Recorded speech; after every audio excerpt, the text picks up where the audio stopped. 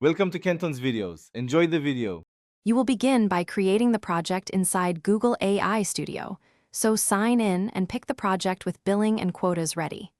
Once done, click New Project and choose a model template or a blank canvas to control architecture. Next, upload your dataset or link BigQuery and assign data types and initial labels. This matters because correct types guide tokenization and feature extraction. Make sure to save the project before moving to training to preserve your configuration. You now configure the model and start training. Choose a base model and set hyperparameters like learning rate, batch size, and epochs because these control convergence and cost. Then create the training job, enable a validation split, and monitor loss, accuracy, and latency in real time. If you need robustness, add augmentation or fine-tune with a lower learning rate. Run a short experiment first to verify improvements, and make incremental changes.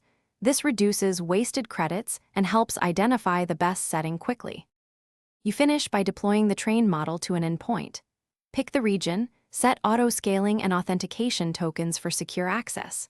Once deployed, run integration tests and validate outputs with real samples.